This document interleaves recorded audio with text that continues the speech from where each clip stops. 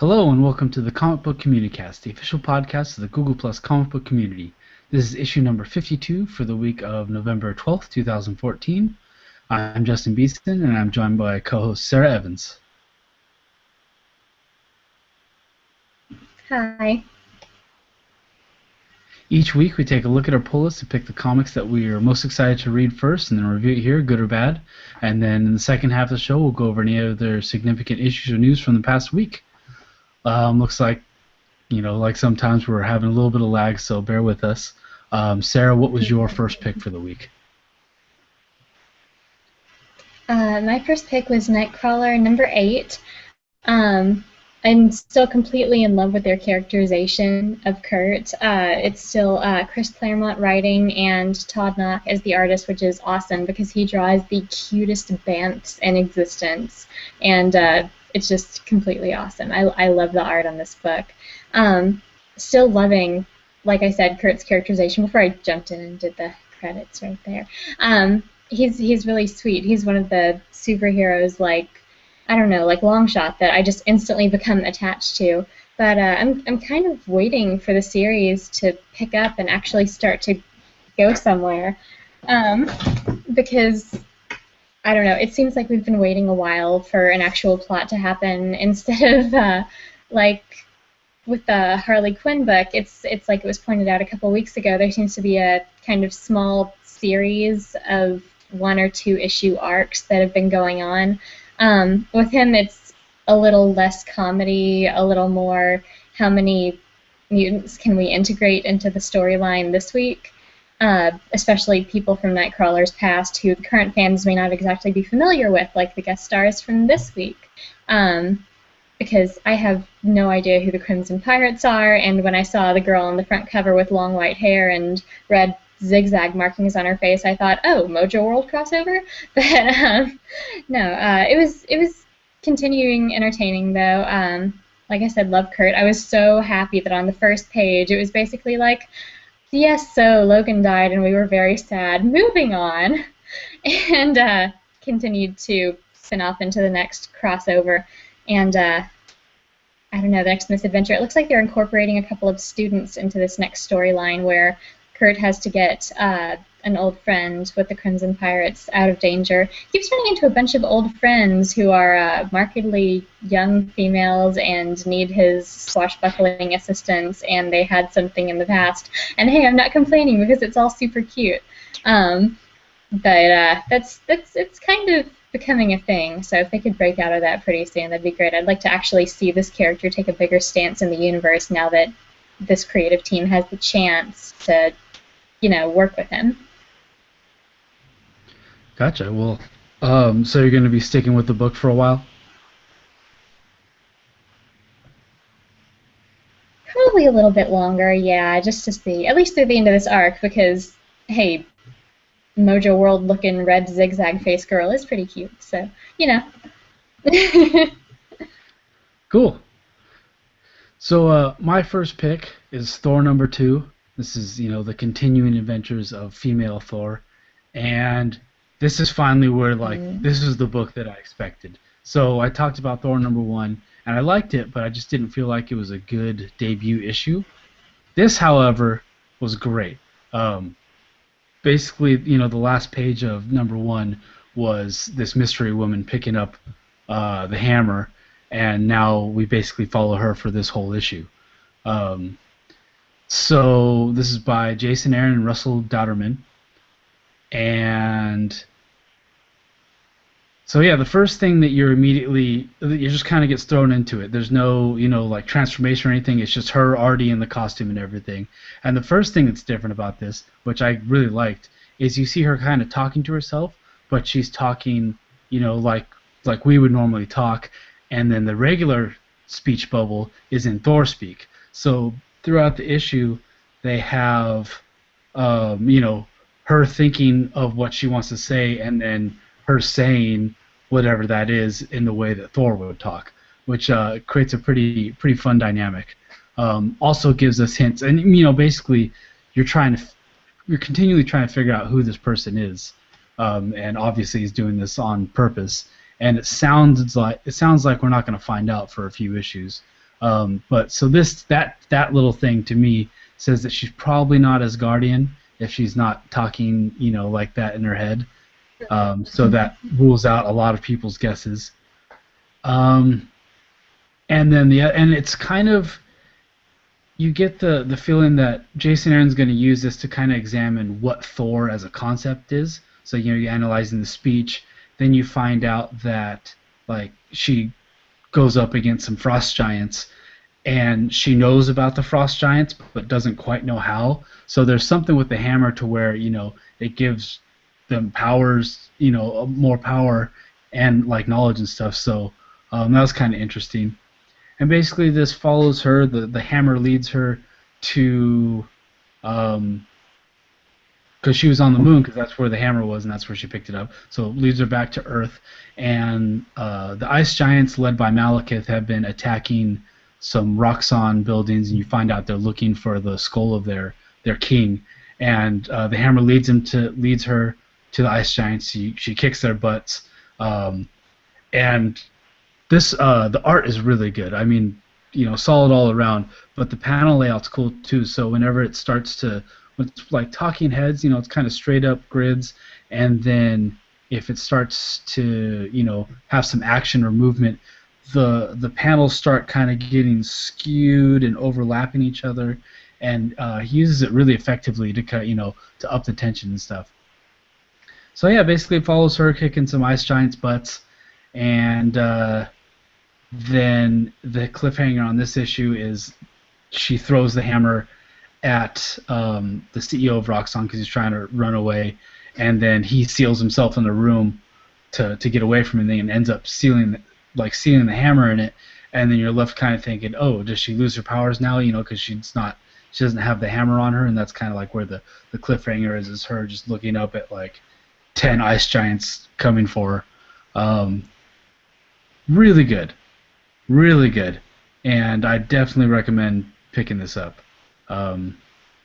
You probably don't even need to read the first issue, because the first issue is just kind of going over the fact that Thor doesn't have his powers anymore. But this is an awesome issue, and I'm really looking forward to seeing where this goes.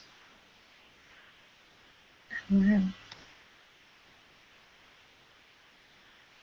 So do you think you'll pick up an issue, Sarah? Yeah, no, I didn't want to talk over you in case you're going to start saying something else. Darn lag. But yeah, no, the action on that sounds really amazing. I love a really well choreographed, just an entire issue that's a fight scene if it's done well, and that sounds really great. It sounds like they're really bringing their A game. So yeah, I'm gonna try to find that. Actually, I've been, I know I mentioned to you previously, I've been holding off on getting into this series until Thor actually did something or showed up, period. And it sounds like this is going to be really entertaining. Yeah, it's definitely the time to jump onto it. So what was your second pick for this week? Well, I was going to try to get a hold of Coffin Hill number 13, because I just saw it on the pull list website, and it made me think of Paul, who we haven't seen in a while, and how he was always trying to get people to read Coffin Hill. And it's still not on my pull list, which is why I couldn't find it. But instead, next up on the tier, I guess if I have a ranking of comic books, Red Sonja is still ongoing with Gail Simone writing and Walter Giovanni on art, which is great because he's been amazing. I've loved the work by so many female artists on the cover art for the Red Sonja series, but if they have to have a guy drawing, hey, if they're not going to make it like an entirely female project, that is, there's nothing wrong with that. There's nothing wrong with Mr. Giovanni on art because, like I said, he's been killing it. It's been really, really great. The couple times that they've kind of diverged and gone with a different artist, it's been like, oh, this is not the luxury to which we're accustomed. And his facial expressions are amazing as well. I've really been enjoying it. Actually, I kind of wanted to pick up the cover and show you because, like I said, it's kind of basically stuff like this. And from the beginning, I don't know if y'all can see that at all because the light's shining behind me, but basically it's been not necessarily pinups, sometimes pinups, but basically a showcase of all these female artists' different styles as they're doing all these variant covers on the Red Sonja series. And this started back when it kicked off last summer to kind of, or last fall, to bring attention to the fact that, hey, it's Red Sonja. It's not so much with the objectification. There's still gratuitous nudity because it's Red Sonja, but we've got ladies in the project, and look at all this art. Isn't that great? And it's been awesome, and we've gotten to see so many beautiful covers by so many artists that are working in the industry nowadays. DC, take note. But I feel like none of them have really done a very good job of, I mean, in what I like to see with cover art, that is, in really portraying what happens inside the issue. It's all just pictures of Red Sonja. And like I've said, they've been great. But it would be nice to actually, see a preview of a comic book when I look at it, because they're not really doing much to get me excited for reading the issue at this point. And it's easy to forget about what's been happening in a series, just because, I mean, all of her adventures kind of seem to take place in the same format: ride your horse here or walk here and get dirty and fight some guys and quip and go on to the next place. And it's like, okay, where are we exactly? So I feel like more reflective cover art would be handy. But besides that, it's really great. I'm so glad we still got Gail Simone on it. I hope that she continues to be on this book for as long as possible, as long as they want to spin it out. Because, I don't know, I've really, really enjoyed it. Looking forward to her Secret Six series in December, of course, and once again, dibsies. But it looks like basically they're starting this one off with a kind of a different concept. You've got bits and pieces of kind of the Red Sonja flavor in here, like slogging through some godforsaken piece of land in East Jesus Nowhere, trying to kill somebody or trying to find a lost thing. That's how we start off the story. She's incredibly pissed off and wet and dirty, and it's like, oh, okay, this is Red Sonja that I'm reading.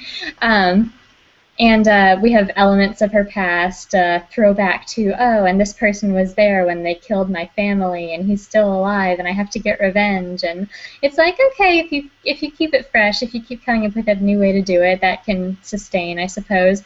But the story essentially starts off with her defeating a sorcerer who, I wasn't sure for a moment if he was going to be the big bad, because they were building him up to be like a really scary guy, and she takes him down in a few seconds flat. But as he lays dying, he casts a curse on her that sounds like it's basically one of those behavioral modification curses where essentially, I don't know if this is giving away a spoiler because it doesn't necessarily tell how the series ends up, or I mean how the issue ends up, and it's just a issue 1, so nothing significant really happens here except that the ball gets started rolling.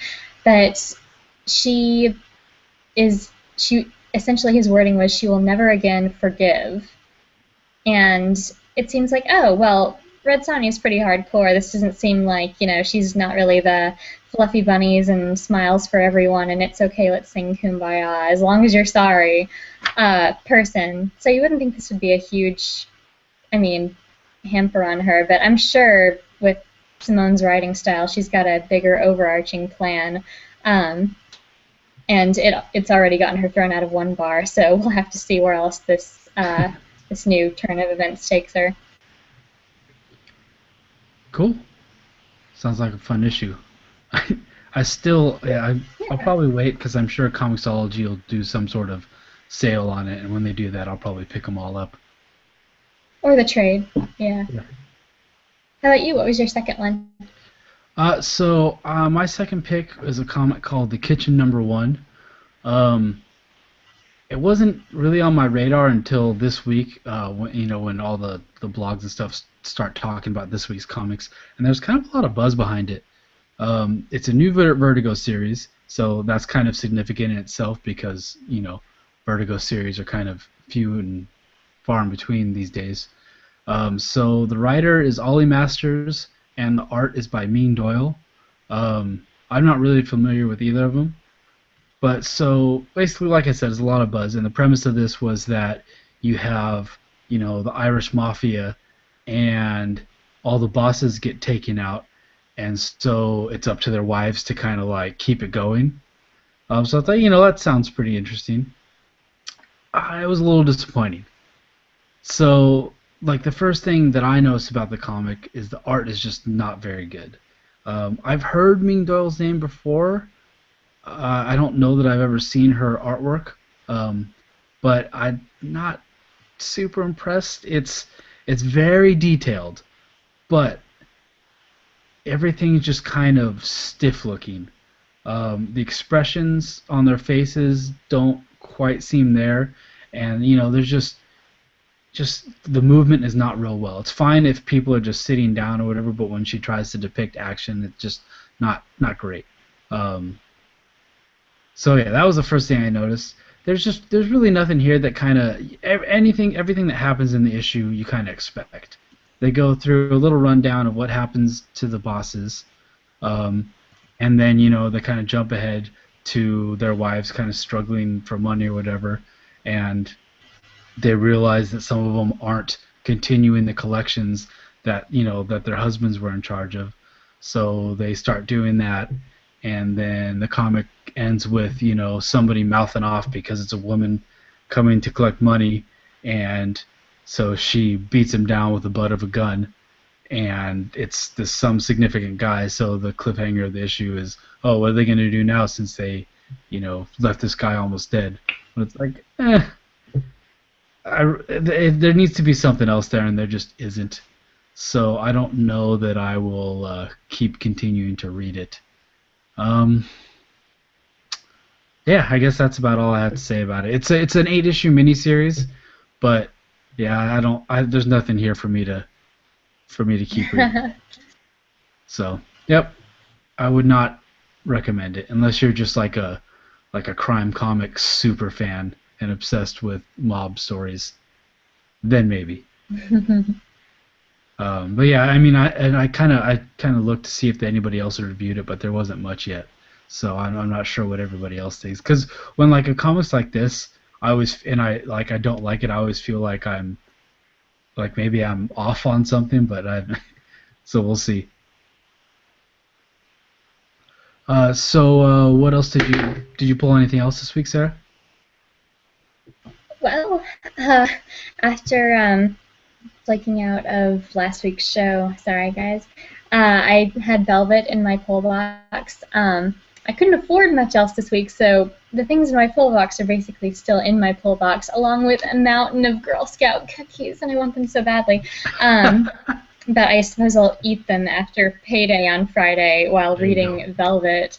Um, and X-Men. It looks like they're, I don't know, I flipped through it real quick in the store. I don't know if that's stealing the book or anything. Oh, you're going to But buy it it. looks like they've got their, yeah, I basically bought. I mean, I can't show my face in the store again if I keep not buying it. Social pressure in comic books. No, just kidding. But they've got their own storyline going on still, independent of the Nightcrawler crossover. So there's that. I honestly forget. I don't think I had too much else this week. Velvet, these two. I still want to get my hands on Coffin Hill at some point because I feel like there's probably been a couple trades since then if it's on issue 13, and it might be easier to get into the whole supernatural crime series show once it's been building up for a little while. I didn't start watching Supernatural until season 8 was about to start, so and burned out of it by the time season 9 started. How about you? Uh, so this week was actually kind of hard to pick my comics that I was gonna do. Um, so I mean, I had a big week this week, but some of the other significant ones, Batman number 36, which is continuing the Endgame arc, and as we found out last issue, Joker's back. So I think we finally get to see him this issue. Uh, Really looking forward to reading that. The first issue of this arc was incredible. Um, Deep State number 1. So after the disappointment that was Dark Ages, we have another ongoing from Justin Jordan, but this one is about like it's like people that create conspiracies. So it's about a person that works for the government and goes around, covering up for them.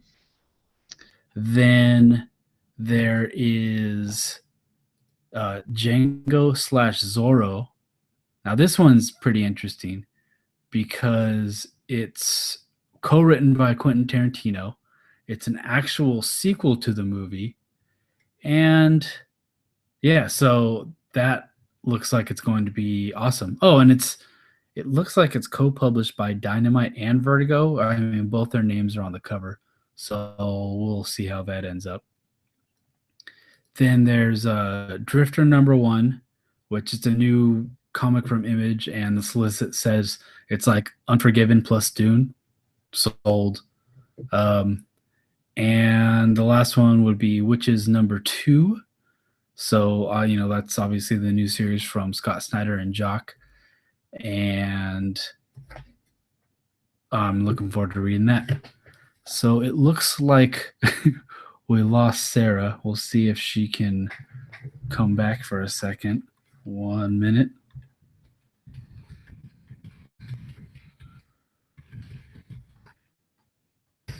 Hard to talk and type.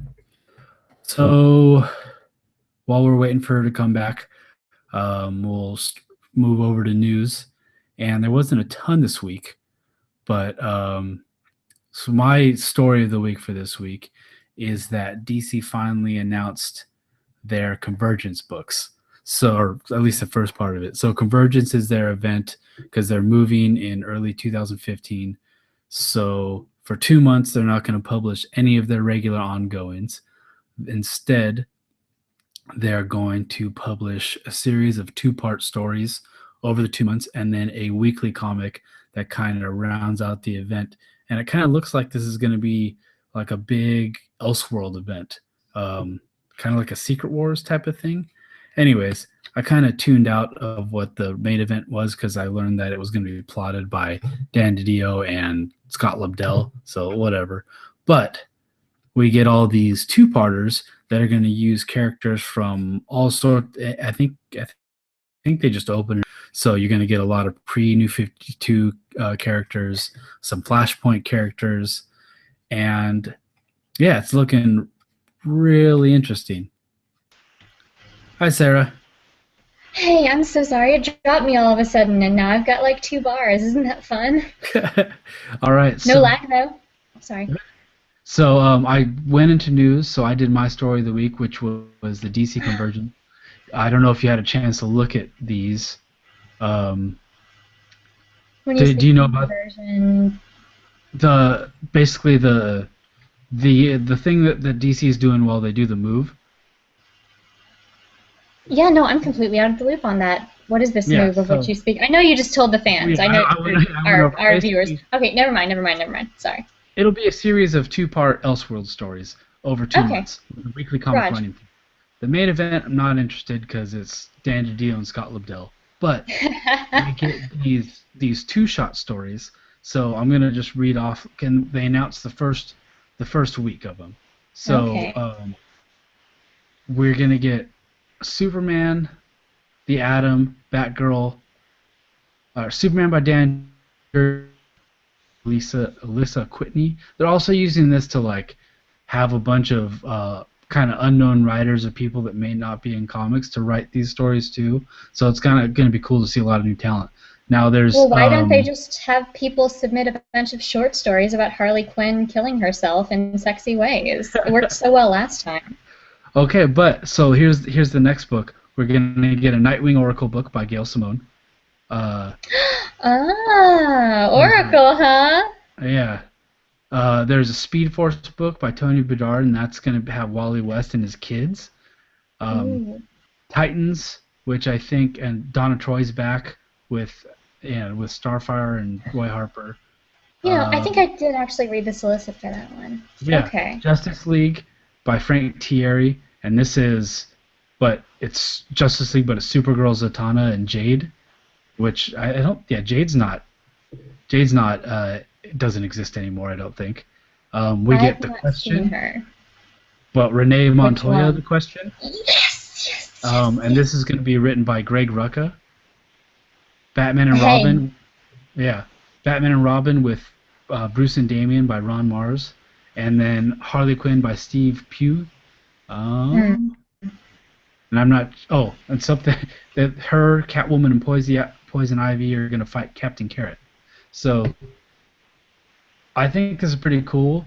It's a chance to revisit a lot of these characters that don't exist anymore, are in different incarnations. So I'm definitely looking forward to the Nightwing Oracle, and then the Question, Hmm. the Speed Force one actually. Oh yeah, Michelle's gonna flip about that. She loves the entire West family and the kind of legacy there. So we've been keeping up on The Flash as one of the few DC shows that are out that we really like to see every week. So she'll be happy about that. And any chance I can get to see Oracle. It sounds like they're going in more of a Gotham City Sirens direction with Harley Quinn, which makes it a little more okay for me that it's not Amanda Connor co-writing. Yeah. So yeah, now I'm really curious to see what else they're gonna do. My hope Hmm. that we'll get a Robin's book by Jeff Lemire, because they had that rumored as a series for a long time and it never happened. But it'd be cool to finally see like a Dick, Damian, Jason, and Tim Oh team up yeah. book. So anyways, that was my story of the week. Sarah, what was your story of the week? Well, it's not much of a story. It's more of a fluff piece. I'm sorry. I guess I'm not so much up on the news this week, or there were It one or was two big slow. things. Did we hit on the casting thing yet, or will that come after? No, no, that's after. Okay, I great. only did my Uh, story. okay, leave everybody in suspense then. Um, so a magazine covering basically a little expose on Jennifer Lawrence's career and the projects she has going in the next couple of years seems to have hinted that after speaking with Miss Lawrence and some other people working on X-Men Age of Apocalypse, which is next to the Hunger Games, the other big geek sci-fi juggernaut she's playing in right now, X-Men pun definitely intended, um, it it appears as though they're going to continue to be pushing her and or her character Mystique and Michael Fassbender's character Magneto, of course. I don't know anyone who doesn't know this. Uh, into a romantic relationship that they're going to be putting front and center of this movie. And as someone who does not like to have my heart ripped out through my ass and left Marvel for DC when the Civil War thing started because it was too difficult for me to handle, I have not gone back and read the Age of Apocalypse comics because it seems like that would kind of be a recipe for disaster, given what I just said about, loving characters and not wanting to see them suffer and kill each other in horrible ways. Um, but it still seems a little odd for this movie to kind of be pushing that romance to the front with everything else that was going on in that giant event once upon a time. So I feel like I don't know. Is that's probably a thing that they're doing for the fans, and I don't know. Maybe the women that they in the audience that they believe have only been watching the movies for what little Magneto Mystique romance there is.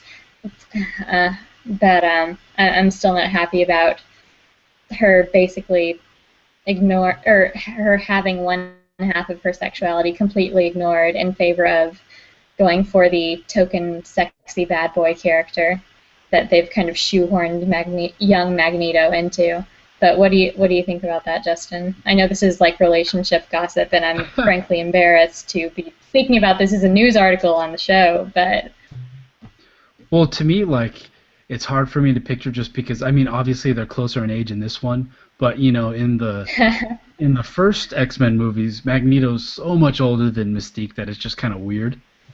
Um, hmm. but I mean, hopefully they'll balance it out. Maybe they'll give her a chance to flirt with at least some other people besides Magneto, or Yeah, something. maybe. And also, yeah, it seems like it feels weird to like that they make a point of saying they're gonna focus on the romance. I mean, because in those In Age movies, of Apocalypse. right? In the X-Men movies in general, it's always been there, but it's more of like on the side. There's never been a focus on it. Yeah. So who knows? X-Men have always been kind of soap operas, so I'll give them the benefit of the doubt. The last movie was good, so until they disappoint me, I'll hold judgment. Well, the last movie had very little romance in it. They were basically at each other's throats the whole time. Yeah. Yeah, so, well, and they can't do the same thing over and over again, so maybe it'll be better. Maybe. Fingers crossed. I'll be there, I know, despite the unfortunate choice of storyline. Like, I'll be in Civil War, despite the unfortunate choice of storyline. So, yeah, like I said, it was actually a pretty light news week. There are only two other things that kind of popped out at me. The first is that in our Fantastic Four movie coming from Fox, the actor who's playing Doctor Doom, he probably wasn't supposed to reveal this, but apparently Doctor Doom is not actually Doctor Doom in this. He's an antisocial programmer, and Doom is his, blogger handle. And he's not. I mean, they didn't get into whether he, is deformed or has any sciencey powers or anything like that. But that just everything you hear about this movie is not looking good at all. And I'm sure Marvel's real happy about it. God, I was so excited. Yeah, no, really, they're gonna make some bucks, or their competitors are not gonna make some bucks as a result. I was so excited about the casting, and then they just keep putting out this news, and it's it seems really disrespectful. I'm not even a Fantastic Four fan, and it's if you had to work a cameo in there, don't you think that there could have been a better way to do it somehow? Yeah, it's just really weird. And that's I'm gonna be because they have the cast seems like it's gonna be awesome, and if they squander that, it's gonna be a real bummer. Mhm. So the next item, some more movie news. It kind of came out. So we know that they're doing a Suicide Squad movie, and so there's two bits of casting news. It's rumored that they're trying to get Jared Leto to be the Joker. And then it's confirmed that Margot Robbie is going to play Harley Quinn. Margot Robbie, if anybody's not familiar, she plays whatever Leonardo DiCaprio's character is in Wolf of Wall Street, his wife. I mean, that's all I've seen of her, but I mean, every scene she's in that movie, she steals a scene. She was great in it. So I'll be curious. I mean, but we've only seen her play one thing, and that was kind of a one-note character. So it'll be interesting to see how that goes out. And Jared Leto, for me, people playing the Joker, it's still just too soon after Heath Ledger because that performance was so impactful that it's hard for me to see anybody else in that role. But I like Jared Leto as an actor, so I'm hopeful. I mean, and he's not confirmed yet, but what do you think about those casting choices? Well, I'm disappointed to not see Natalie Dormer be playing Harley Quinn because she's got the perfect, just supercilious smirk for it. That honestly, I'd cast her as several things. It can be Captain Marvel. Yep. That's obviously the default there. It's because she's being courted by Marvel for the other movie. No, I've looked at pictures. It looks like, I mean, she's going to do pretty good as long as they don't have her spilling out of her costume. Pretty please. Damn. This is not a video game. Sorry, I just had to get that out. Jared Leto, well, I guess I can accept him playing one of the most evil characters in the DC universe because I'm not really a fan of him as a person. And honestly, I haven't really watched anything he's in, so I can't pass judgment on whether I think he'd be a good Joker or not. But yeah, I mean, I'm not even a huge fan of the Nolan movies, and I gotta say, Heath Ledger is definitively the Joker for me now. I think for a lot of people in pop culture, I mean, he's gonna be a really hard act to follow. So I guess we'll see. I know they've been talking to Ryan Gosling and Will Smith about a couple of other characters. So I'm kind of curious to see who that's going to be and what other semi-homicidal anti-hero Ryan Gosling's going to add to his repertoire. I would love to see Ryan Gosling in a comic book movie. I know. Oh my god. All right, so that about does it for news for this week. Was there anything else that you had seen that you wanted to talk about? Um, oh, sorry, I just saw on my Tumblr feed tonight, so I can't even cite any articles, but I've heard that they're talking to a producer who's been working on, or a producer, not a producer or a director who's been working on Mad Men, Game of Thrones, not Mad Men, sorry, Breaking Breaking Bad. Bad, Game of She's a Thrones, director. and Michelle McLaughlin or yes, something like that. for Yeah. director to, I think that's how it's pronounced, to work on the new Wonder Woman movie. And I mean, I've read a few things saying, it seems like they're following another sort of formula, like let's put a female director on the books or the movies we're targeting towards females. It's foolproof. But I mean, if she's got a resume like that, I think it's awesome that they're considering her for a movie that's this important, and hopefully, she'll recognize the gravity of this situation as it relates to a lot of fans out there and how important it is, and will just steal the show. Yeah. No, she's directed a If she few agrees to episodes of. sign. Yeah. She's an awesome director. I'm familiar with her work as like on the they do a lot of like I listen to a lot of like recap podcasts for Breaking Bad and like Game of Thrones and stuff, and they like to point out everybody that's behind the episode, and her episodes are really good. So if that's true and she does it, I mean it's a great choice. And she's also been like on the top of websites like fan crew for these movies. So when they said here's the dream director for Wonder Woman, she's definitely on those lists. Mm-hmm. So yeah, looking forward to that. Hopefully it's true. Hopefully she directs something anyway, because yeah, it's been really good. So Mm-hmm. that does it for news. And we introduced this a few weeks ago now. I guess it's been a while, but we like to talk about other stuff that we've been doing because we are more than our weekly comics. So Ah, Sarah, you did the spiel. Yes. uh, what else besides comic books have you been taking in lately? Well, I might be a little late to the party. I didn't see it when it was out in theaters because between the Kristen Stewart Snow White that was seen in theaters due to boredom, uh, and a couple other remakes that they've done of like classic fairy tales, but now it's live action and darker and with a twist. I'm kind of burned out on that sort of thing. That and ABC's Once Upon a Time. Uh, and the fact that Disney was producing this, I don't know, made Maleficent, which is the title of what I just saw. I took a long time to actually come out with that. Kind of something that was delayed for me to watch, but we red boxed it this weekend, and oh my god, I really, really, really wish we'd seen it in theaters because it was completely amazing. It's everything that I would want in like a retold fairy tale, or from the villain's perspective, or whatever you call it, because one of the tropes that both Michelle and I absolutely love is the found family one, where it's like you can kind of it's not. I'm sorry, it's really late at night. I'm trying to keep my words straight. I have no syntax anymore. Ignore me. But essentially the found family thing, I think that's pretty self-explanatory. And it's just Angelina Jolie and I forget the name of the actress who plays Aurora in the movie, but their interactions are completely precious.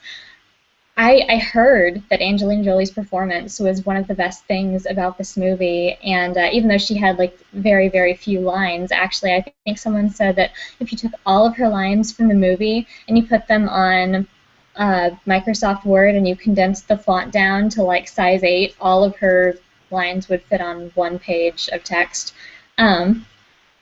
So I was like, okay, well, this is probably going to be cute. It'll be like another check in the box for her acting resume. No, oh my gosh, she brought it. And I think it's because in Maleficent's backstory, the movie explores such themes as, I don't want to say sexual assault because that isn't necessarily what happened with her in the movie, but definitely a very intimate and personal violation where something from her body was stolen from her and it's something that couldn't be replaced, and by someone that she loved and trusted, and she was drugged for them to do it. And essentially, in interviews, Julia said that she played the scene where she wakes up and realizes what happened as if it were a rape scene, and the emotions are just intense. I swear to God. It was really crazy. And throughout the story of the movie, I think anyone who's seen the commercials has kind of figured out over the last year or so that it's been out in theaters and now out on DVD and Redbox that, this is the story of Maleficent and kind of like growing to like Sleeping Beauty as she grows up, and their relationship just punches you in the heart, and it's adorable, and it's heartfelt, and it explores a lot of ways in which, I don't know, these two women kind of become a family in spite of everything and empower each other and, I don't know, give and receive love and acceptance from each other. And we were both in tears by the end of the movie. And I know that this may not be, all of the Communicast viewers' cup of tea, but I thought it was really incredible. And Michelle, being the resident women's studies and gender studies major, was dissecting it for the better part of the evening afterwards. So that was great. But yeah, Maleficent was really good. Yeah, I kind of like it just when I saw previews for it, I was like, oh, and like I love Disney, but that just didn't look like something I would like. But I mean, I might have to go watch it now. It's really good, Justin, I swear. Cool. But what was yours? Or what have you been up to? I started watching Buffy. Now, I'm a Joss Whedon super fan. I'd never watched Buffy. Like, I've seen all the Angel episodes. I've seen every one of his other series, pretty much everything he's ever done, besides Buffy the Vampire Slayer. So I finally started it. Wow. And it felt like, oh, it's great. Like, it's such like a guilty pleasure. And it's like good old TV, and I'm only like a couple episodes in, but really enjoying it, and it's really funny to see like Sarah Michelle Gellar. With the cute little '90s bangs. Yeah, and so young. Oh my gosh. And then everybody else, like I forget whatever Willow's name is. Allison Hannigan. Yeah. Just crazy. Oh I can't believe you've never seen it. Wow. Yeah, it's really weird. It's just one of those things that I never got around to, and then there was just so much of it that I didn't, because I knew if I started it, that it would consume my life for the couple of months that it took me to watch it. So that is starting now. Oh wow. Oh, you're gonna like this. Enjoy the first few seasons because they're the best of Buffy. They're a beautiful creature. Awesome. I'm looking forward to watching it. So I think that about does it for us. You can find links to all of our episodes on cbcpodcast.tumblr.com. You can subscribe to our YouTube channel at youtube.com/comicbookcommunicast. Our audio version is on iTunes, also RSS, and so you can subscribe and then rate us on there as well. So yeah, thank you and have a good night. Good night.